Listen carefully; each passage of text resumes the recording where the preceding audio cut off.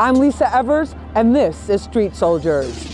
Fox 5 and Hot 97 present Street Soldiers with Lisa Evers. Today, the lines between cultures, races, ethnicities, and even gender are becoming more blurred. And in some ways, that's a positive step. But others see it as insulting and ignorant. So how do we decide? Hip-hop artist Logic raps about cultural appropriation and being biracial. He's touching a nerve, and for good reason. The Pew Research Center says mixed-race Americans are about 2.9% of the country, but growing 3 times as fast as the general population. The business world is taking notice. This country is going to a very diverse area, and if you're not involved, and if you don't understand culture, and you don't understand diversity, you will get left. Hair is a common battleground for cultural line-crossing criticism. Khloe Kardashian made headlines with her braided buns that were perfectly fine in Rihanna. Justin Bieber got slammed for his blonde cornrows and dreadlocks. Artists like Nicki, Minaj, and Lil Kim make blonde wigs part of their performance wardrobes. Anything goes until it doesn't. When you're doing something as like a hairstyle, just like because you think it's cool and fashionable, but it belongs to another culture or started within another culture, it's a slap in the face to just treat it like this novelty that you can just do whenever. Accusations of appropriation reached a boiling point against Rachel Dolezal, a white woman who presented herself as African American and was even president of the NAACP's Spokane chapter.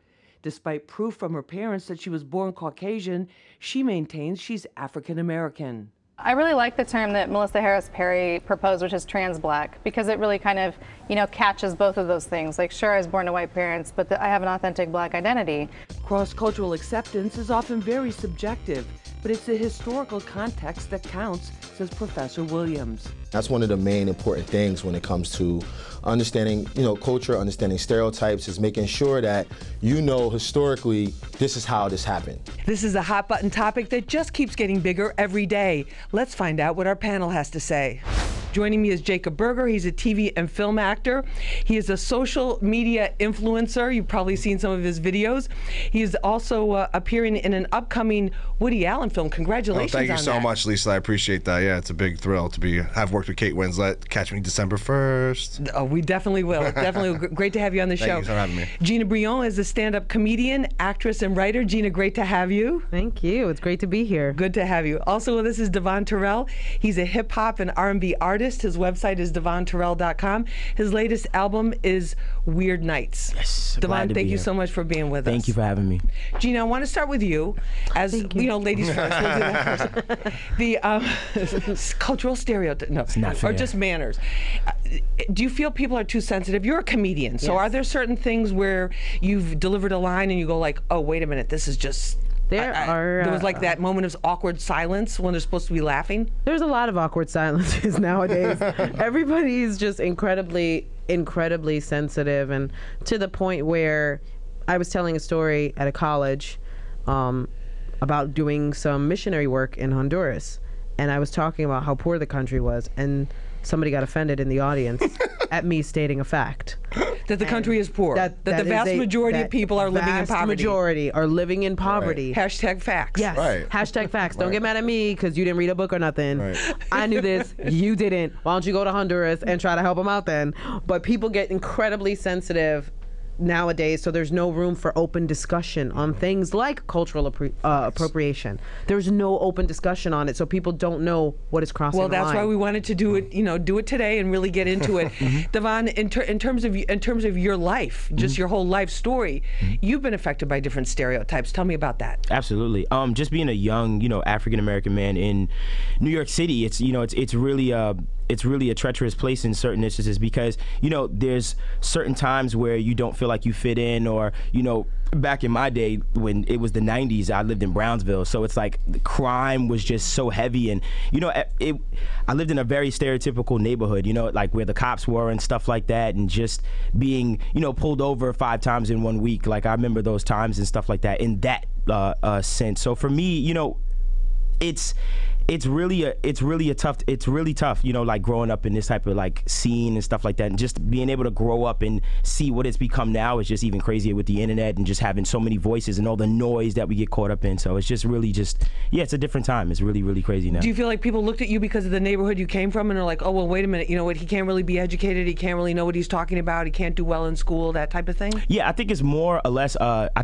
appearance. I think people look at me and sometimes they have this certain stigma that they just automatically just say. But then when you get to, you know, actually speak to me and actually see the substance, you actually can see a different, you know, a different side of what you may or may not have realized. So to me, it's all about, you know, getting to actually know these people. But to be honest, you know, people will read the first thing they see. You know what I mean? It's like we read headlines, we don't read the stories anymore. So it's really just getting caught up in the noise once again. That is so true. Yeah. Jacob, you're a social media influencer. Yes. And what we're talking about, what Gina mentioned is like, you know, people get so sensitive even when you say the truth if it's not the truth that they want. But that's on one side. On the flip side is people say the most outrageous things on social media. Oh, yeah. So what do you see going on? I think it all depends on context with comedy. I mean, going back to what her point was, I do think we live in a society now of outrage, especially on social media. Like, at the end of the day, there's always going to be 20% of people who don't like the content you put out. Like, they're always going to find something to pick apart at it. So at the end of the day, I'm making the comedy that I want to make, that I think is right, that the bulk of my fans enjoy,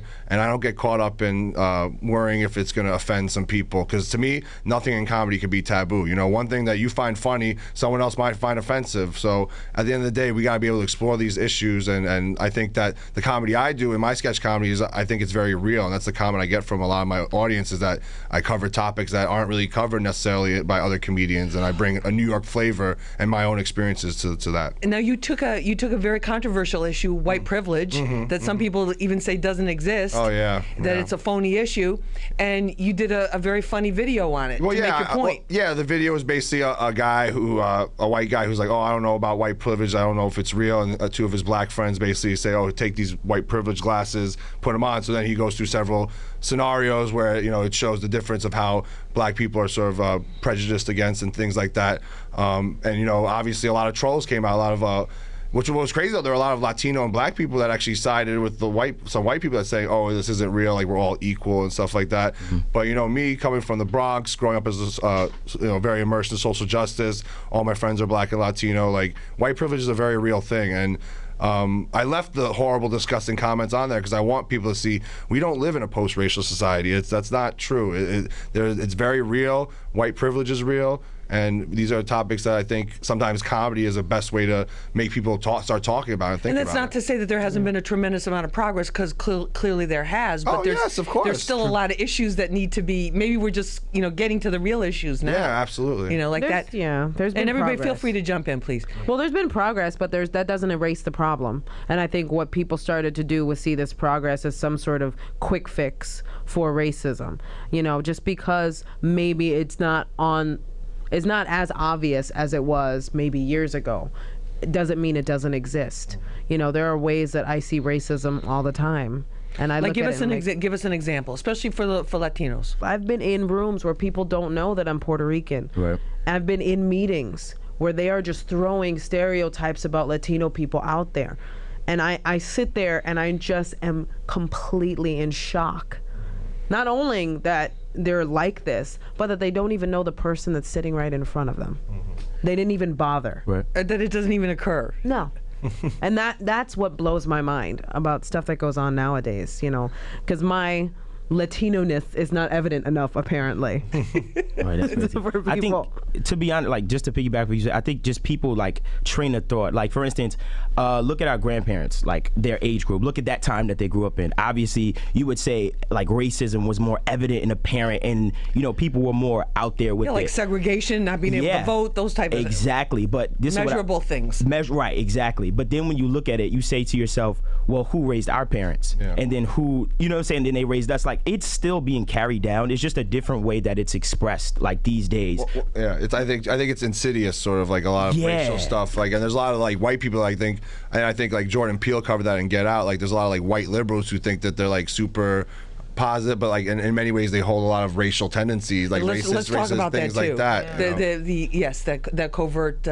Yeah, just like that inherent bias. Yeah, I think there's biases that are sort of built into certain white people and things like that, and you know, it's something that really needs to be addressed. That, you know, that at the end of the day, you got to be for the culture. Like if you're gonna be, you know, enjoying hip hop music and doing things that are from another culture, you need to have a real place that comes from, not just using it in an exploitive fashion. Right. Yeah. All right, we're going to take a short break. We'll be back. This is Street Soldiers. I'm your host, Lisa Evers. We'll be right back.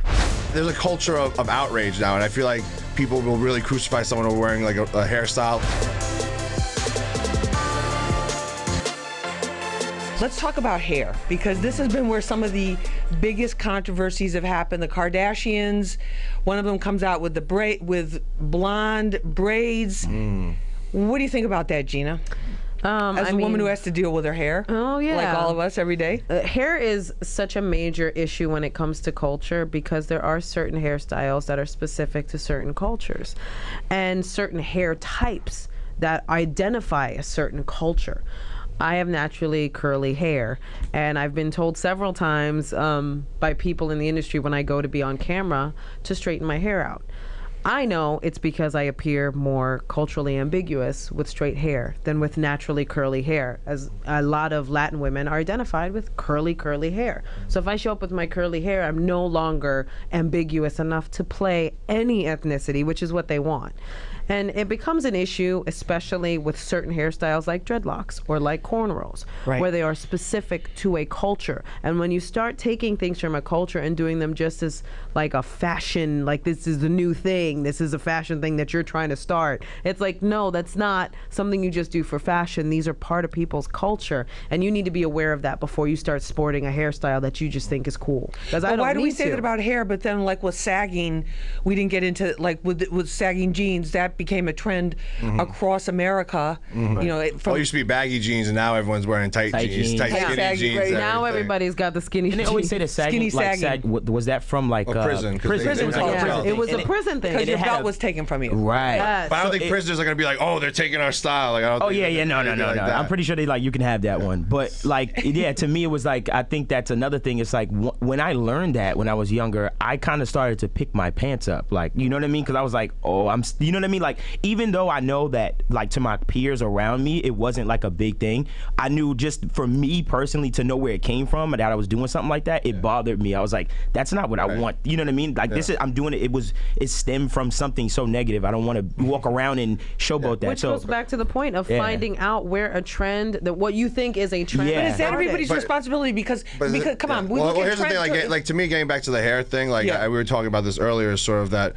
It's sort of like pick and choose your battles as far as where you want to, like, because there's a culture of outrage now, and I feel like people will really crucify someone who wearing like a hairstyle. Like, we don't know what they're necessarily, if they know what the origin of it is or not. Right. Obviously, if they're like, someone has like box braids and like, I just came up with this hairstyle myself, then we crucify them. But at the end of the day, like, there's bigger fish to fry, and sort of this racial harmony bringing us together, you know. And some so people, you're not that offended by that, because, but also also I'm a white man, so it's a little different from my perspective. Is this with or without the glad?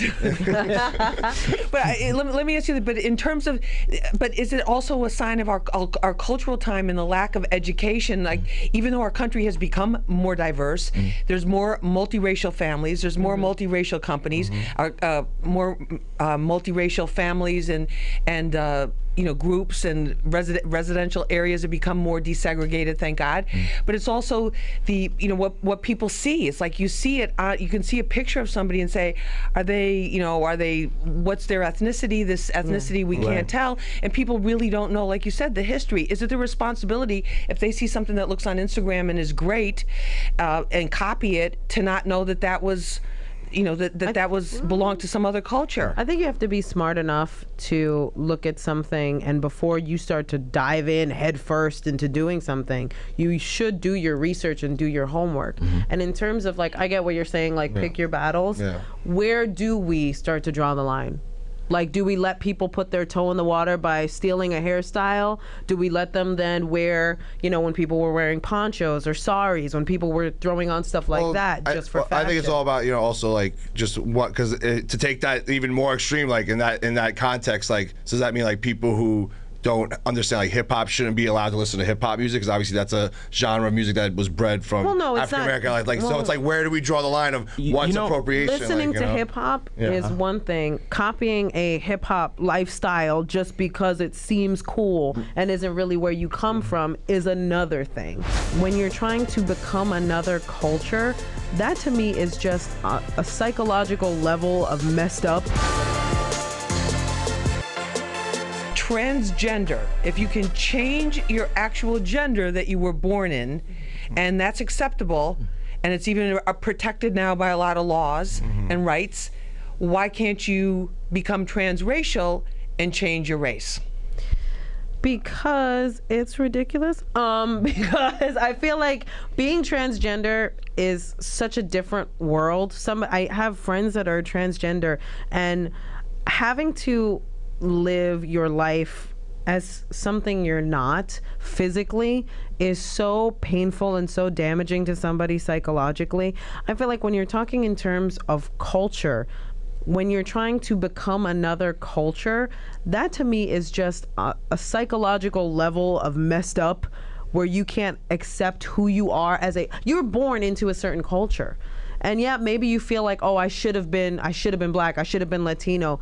I don't think it's this, you can't equate the two struggles between being transgender and feeling like you want to be. Are you saying like as far as changing your skin color, or you mean just living your life as someone else? I want to get into that too, changing skin color. But remember the case with Rachel Dolezal, the white woman who said that she identified as black, who did things to her body to make herself look black, and I think also was, the finishing blow on that whole story was that she was the local NAACP chapter leader. Yes, which was crazy because it's like your goal, like her ambition to be an African American is incredible. Because for her to figure out a way to get into a high-ranking position in NAACP as a white woman is just remarkable. I think it has mostly to do with an identity crisis when it comes to that. Yes. As opposed to a transgender situation where it's physically, like you said, it hurts for them. All the time you always hear a transgender person say, I feel like I'm a woman trapped in a man's body, or vice versa. What if she felt like a white woman, what if she felt like she was trapped in a white woman's body? Right, culture. Body and hair and culture. I think that, and I think she didn't identify with that. I think it's just more of another thing where she just didn't identify with it. What do you think about that, Jake? It's an identity crisis. It's also, I think, like you can appreciate another culture, but you don't need to change your race for it. Like me as a white man in hip hop culture, like I love hip hop and all my friends are black and Latino, but I'm not gonna go be like, oh, I need to go change my skin color and pretend like I'm actually black. I think, it goes back to your identity, like who you are, like, and those things sort of are important, like your identity. But it's definitely, I like this question that you brought up. It's definitely that's a great question. But I mean, some people would say that, and then also some people, and also now too. I mean, the other layer to this is that we live in a time where technologically, surgically, in terms of all kinds of procedures, there's things possible. People do so many different things to change their appearance. There was a woman in the UK that actually had surgery to make herself look like a black woman. She had her skin darkened, and she wanted to be black, and so she did it. She became a black woman. But on the flip side of that, what about the whole the skin bleaching controversy that has happened with some of our top female artists and males? I think either or is sad. If you're not accepting of how you were, like how I look. When I was younger, my mom is dark skinned. When I was younger, I wanted to be dark skinned like my mom. I wanted her beautiful complexion because I didn't like being like this beige complexion that was so ambiguous to everybody. My mom is very visibly Latina. You can see it. She's very visibly Latina, and I loved it, and I wanted to be like that. And it was her talking to me and letting me know that it was okay that I had a lighter complexion and that there was still a beauty in that, and that I could own that. I think when it comes down to people looking at themselves and saying, I want to be lighter or darker, that's a really sad self-esteem issue of you looking at your own skin. But do you feel the same way if they want to have a bigger, what, or they, it's like, if you want bigger boobs or a bigger butt, I would say that's a huge self-esteem issue too. You're spending money. Hey, those are my girls, right? Shout out to Trap House. You're spending money in that way to augment yourself because you feel like it's not good enough. But if it's what you want to do, shouldn't that just be your personal choice? Well, why shouldn't you just like yourself? Hey guys, your girl Remy Ma, and you are watching Lisa Evans on Street Soldiers. I want to thank all of you for being with us for this episode of Street Soldiers. Sure. Jacob Berger, Gina Brion, Devon Terrell, thank you guys so much for being with us. Thank you so much, Lisa. Really appreciate it. It was awesome, really awesome. Remember, use your mind, it's your best weapon. I hope it's your only weapon. I'm Lisa Evers. Let's push for peace.